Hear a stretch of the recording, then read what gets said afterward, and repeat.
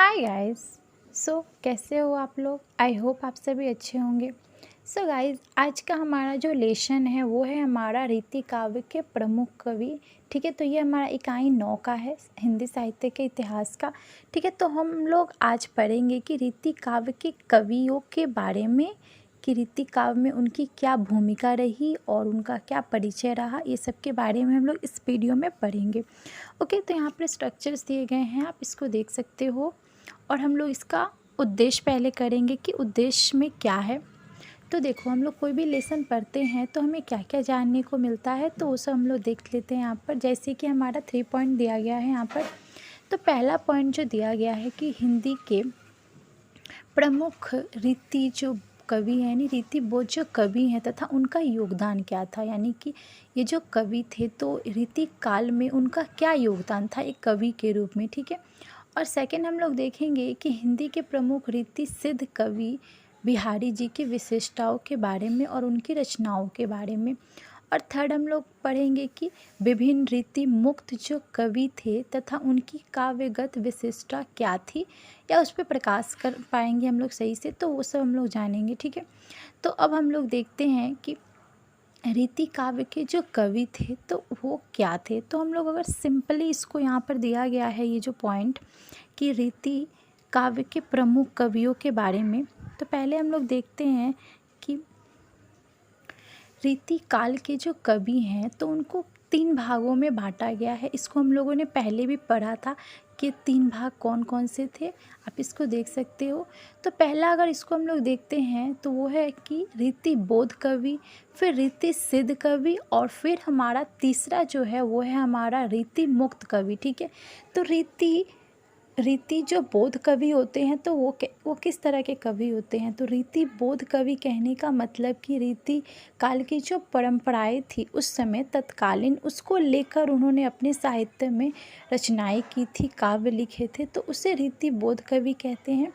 और दूसरा रीति सिद्ध कवि, यानी उन्होंने परंपराओं का उपयोग तो नहीं किया, पर मतलब डायरेक्टली नहीं पर इनडायरेक्टली उसका प्रभाव उनको, माने उनकी रचनाओं पर हम लोगों को देखने को मिला। और तीसरे जो आते हैं रीति मुक्त कवि, कहने का मतलब कि ये जो कवि होते थे तो इन्होंने उस समय की जो भी परंपराएं थी उससे मुक्त होकर उन्होंने अपनी रचनाएं लिखी थी, यानी एक आज़ाद रूप से उन्होंने अपनी रचनाएं लिखी थी। तो इस तरह के रीति काल के जो कवि हैं उन्हें 3 भागों में बांटा गया है, आप इसको ऐसे बोल सकते हो। ठीक है, अब हम यहाँ पर देखेंगे कि हमारे जो रीति बोध कवि हैं ना, तो उनको एक यहाँ पर चैट के थ्रू समझाया गया है कि इनको कितने भागों में बांटा गया है। आप यहाँ पर देख सकते हो कि रीति जो बोध कवि हैं ना, तो उनको किस तरह से अलग अलग भागों में बांटा गया है, आप उसको देखो और हम इसको समझते हैं। ओके, जैसा कि हम यहाँ पर देखते हैं कि ये जो हमारे रीति बोध कवि हैं ना, तो उनको पहले 2 भागों में बांटा गया है। 2 भागों में कहने का मतलब कि पहला जो हमारा दिया हुआ है वो है हमारे षड़वा निरूपक कवि, और दूसरे जो हमारे इस भाग में जो कवि आते हैं वह विशिष्टांग निरूपक कवि। ठीक है, अब जो हमारे विशिष्टा निरूपक कवि हैं उनको हम 3 भागों में यहाँ पर बांट सकते हैं, जैसे कि यहाँ पर बताया गया है। पहला है हमारा रस निरूपक कवि, सेकेंड है हमारा अलंकार निरूपक कवि, और थर्ड है हमारा छंद निरूपक कवि। ठीक है, इस तरह से आप समझ सकते हो। अब जो हमारा यहाँ पर जो दिया गया है रस निरूपक जो कवि है, तो उसको भी 2 भागों में बांटा गया है। पहला है हमारा कि षड़वा निरूपक कवि, और सेकेंड आता है हमारा श्रृंगार रस निरूपक कवि। ठीक है, तो इस तरह से यहाँ पर इसको चैट के थ्रू समझाया गया है। अब यहाँ पर इसके बारे में थोड़ा थोड़ा करके डिटेल में दिया गया है, उसको हम लोग देख लेते हैं।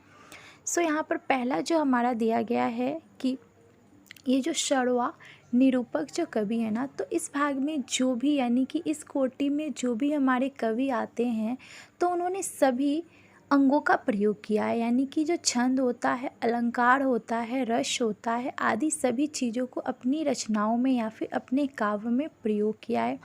और इस भाग में जो भी हमारे कवि आते हैं, जैसे कि 3 या 4 यहाँ पर नाम दिया गया है, उसको आप याद कर सकते हो। जैसे कि पहला नाम दिया गया है चिंतामणि, सेकेंड है हमारा कुलपति मिश्र, और थर्ड है हमारा देव, फिर है हमारा भिखारी दास। ठीक है, तो इसमें से आप 2 या 3 याद करोगे तो वो भी काफ़ी है। अब इसके बाद हम देखते हैं कि हमारे जो अगले यानी कि जो दूसरा भाग बचा हुआ था यानी कि विशिष्टांक जो निरूपक कवि है, तो इसमें किन किन कवियों को, जैसे कि हम लोगों ने ऊपर देखा कि इसको 3 भागों में बांटा गया है, तो ये कौन कौन से हैं उसको हम लोग देख लेते हैं। तो देखो ये जो विशिष्टांक जो निरूपण कवि है, तो इस कोटि में जो कवि आते हैं ना, तो ये जो कवि हैं इन्होंने एक या एक से अधिक एकाधिक अंगों का प्रयोग तो किया है, बट ये एक तरफ से काफ़ी नहीं था उनकी रचनाओं के लिए, ठीक है। और भी बहुत सी चीज़ों का ज़रूरत था, बट उन्होंने इसका प्रयोग नहीं किया है, ठीक है। तो अब इसको कितने भागों में बांटा गया है, अब हम लोग इसको देख लें। जैसे कि पहला जो हमारा दिया गया है रस निरूपक कवि, ठीक है। तो ये जो रस निरूपक कवि हैं, तो वो किस तरह के कवि हैं, तो जैसे कि यहाँ पर दिया है कि इस कोटि के जो कवि होते थे ना, तो वे अपने आचार्यों और कवित्व का आधार रस को बनाते थे, ठीक है। अब इसको भी 2 भागों में बांटा गया है।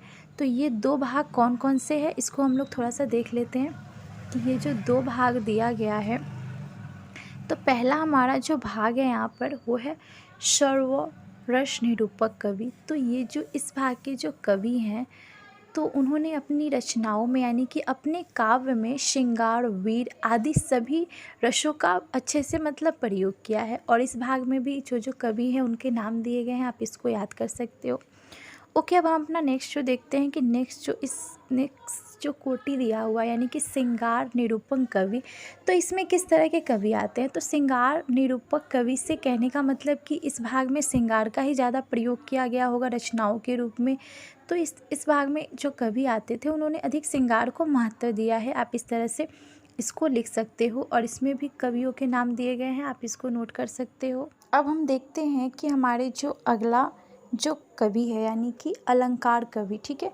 तो अलंकार कवि में किस तरह के कवि आते हैं उसको हम लोग देखते हैं। तो इस भाग में यानी कि इस कोटि में जो भी कवि आते हैं, तो उन्होंने काव्यांग को सर्वाधिक महत्व यानी कि अलंकार को दिया है। अलंकार के माध्यम से रीति योगिन आचार्यों को काव्य चमत्कार पैदा करने की सहूलियत मिली। अलंकार निरूपक कवियों में प्रमुख हैं, हमारे यहाँ पर नाम दिया गया है, आप इसको याद कर सकते हो। ओके, अब इसके बाद हम इसको देखते हैं कि छंद निरूपक कवि कैसे हैं। तो छंद निरूपण यानी इस भाग में इस कोटि में जो कवि आते हैं, तो उन्होंने अधिकतर छंदों का ही प्रयोग किया है अपनी रचनाओं में या फिर अपनी कविताओं में, इस तरह से आप बोल सकते हो। और इस भाग में भी कवियों के नाम दिए गए हैं, आप इसको याद कर सकते हो। ओके, सो गाइस, इस वीडियो में हम लोगों ने जो रीति काव्य के जो कवि थे, तो उनको कितने भागों में बांटा गया है उसके बारे में हम लोगों ने पढ़ा। अब इसकी बाद वाली जो वीडियो हम लोग पढ़ेंगे उसमें हम लोग जो रीतिकाल के जो कवि थे उनके बारे में अच्छे से डिटेल में पढ़ेंगे। ओके, अगर गाइस आपको पीछे वाली वीडियो देखनी है तो मैं इसमें लिंक डाल दूँगी, आप उसको देख सकते हो और पीछे वाली वीडियो को आप अच्छे से कवर कर सकते हो अपने लेसन के रूप में। ओके, सो गाइज़ अभी के लिए हम इतना करते हैं, नेक्स्ट वीडियो में हम इसकी बाद वाली पार्ट करेंगे। So thanks for watching this video guys and bye.